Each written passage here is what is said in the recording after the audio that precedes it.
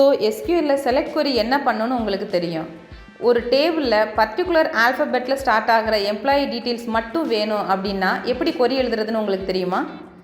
இப்போது இந்த டேபிளில் ஆல்ரெடி சில டேட்டாஸ் இருக்குது.